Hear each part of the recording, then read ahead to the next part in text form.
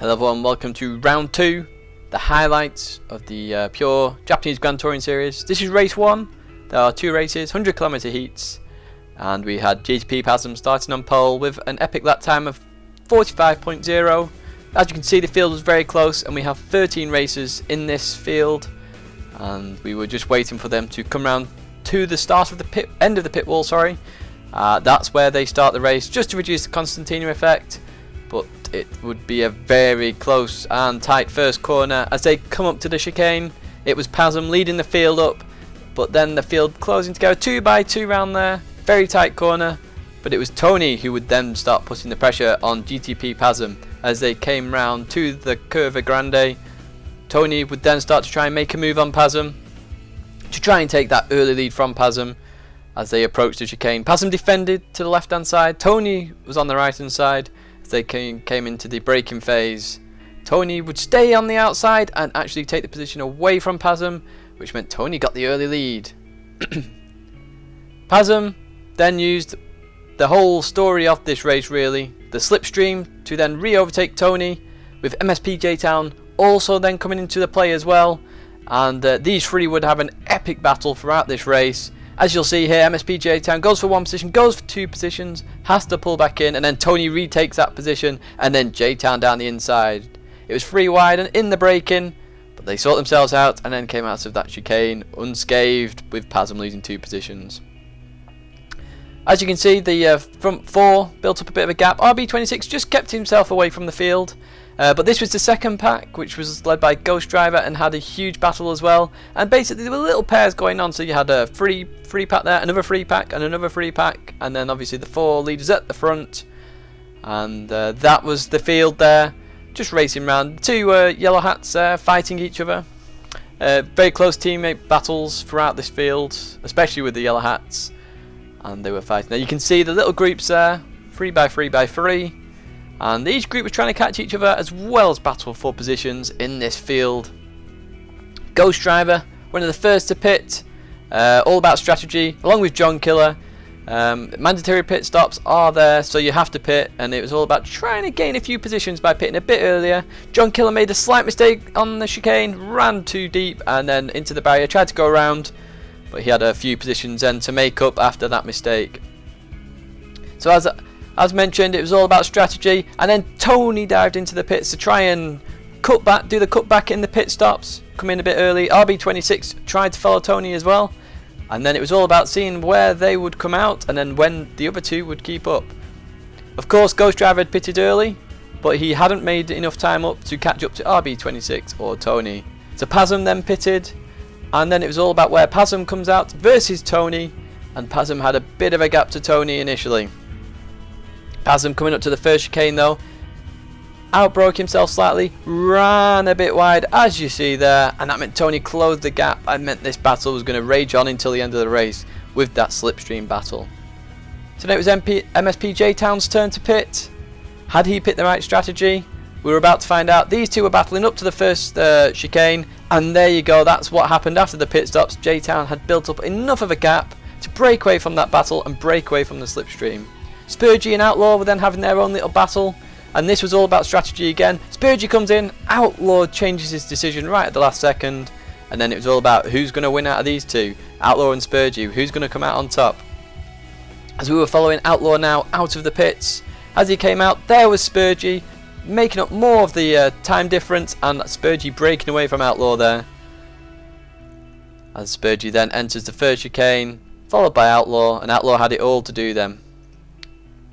It was then this freeway battle behind. RB26 was 4th before the pits, ended up 8th after the pits, and in this epic battle between Hashino, Ghost Driver and himself. So it was Tony having a battle with PASM. PASM had made a mistake earlier on, had caught up all this time, and essentially at this point PASM had just hit the slipstream, and it was between these 2 who's going to get the second place. As you can see, MSP J-Town with a 3.5 second lead. It was all J-Town's to win, and then it was this really big battle that was going to happen. As they came onto the straight for the final time, it was PASM behind Tony, but as they were on the straight just before the line, PASM took it away from Tony, as you see there, and got the second position, with Tony finishing in 3rd. After that we had Spurgey finishing in 4th, Outlaw in 5th, Hashino in 6th, and then Ghost Driver and RB26 did the exact same thing as Pasm and Tony, had a battle to the line, and RB26 took it away from Ghost Driver. So that was the 2 Celsonics taking it away from the 2 Castrol Tom Supras on the line. It was then Car Racer, Skendiggy, John Killer, Phaedrus, and then MSP Rico. That was your finishing order for race 1 of 2 races here at Monza, 100 kilometers, and we only hoped for another epic race in race 2 that we had here in race 1. So we had a look at the times briefly. That's your finishing order, 3.7 seconds, MSP J-Town won by. So we're going to race 2 now. And once again, it's the same starting order, and they came down to the first chicane. Pasm had a bit more of a gap this time, but it was more about, is anyone going to take more advantage again? Really, really tight through there, 2 by 2 once again, but Pasm broke away a little bit quicker this time. 2 yellow hats there. It just shows you with the teams, only 2 of the teams score points, and the yellow hats were fighting there. As you see, that field is tightly packed. Once again, these leaders were battling again with the slipstream.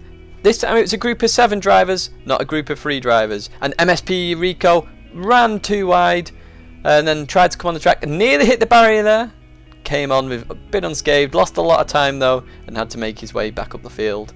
So Tony, MSP J-Town, Pasm all fighting again. RB26 holding back once again, but this time they had Spurgey, Ghost Driver and Outlaw all battling there as well for position.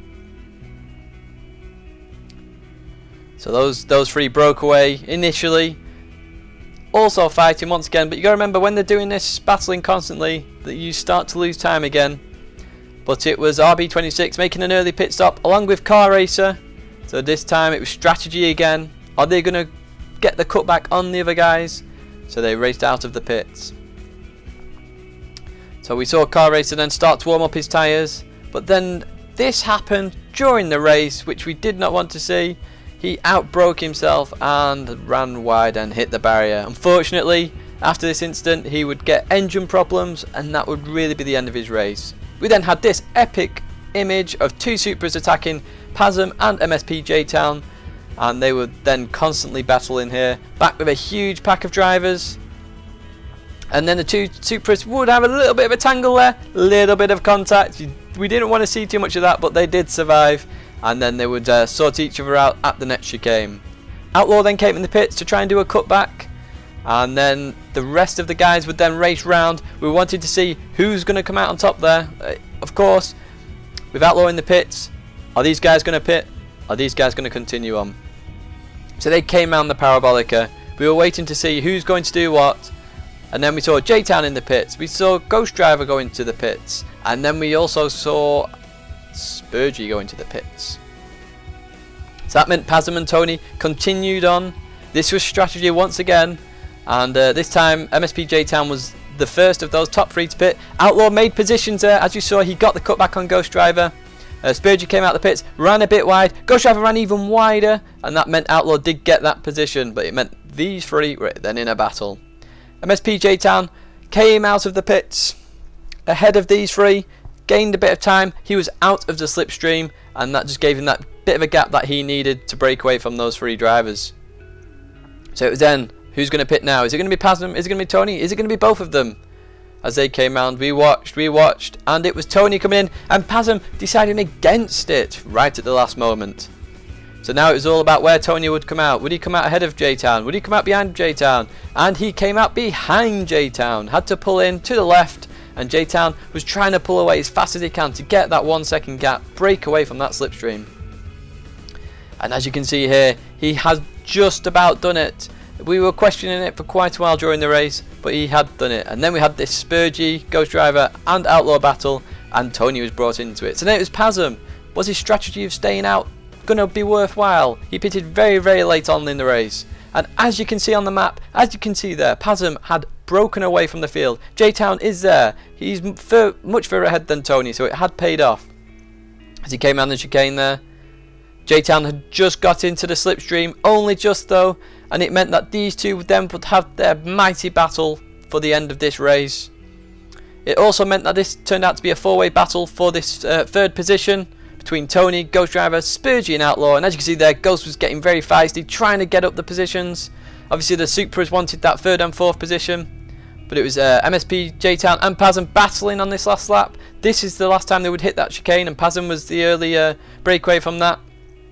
Then had this huge battle for 3rd position, and Tony came in, Outlaw came in, Outlaw outbroke himself, pushed Tony wide. This then meant that all chaos broke. Spurgey ended up in 3rd place, the two Supras next to each other.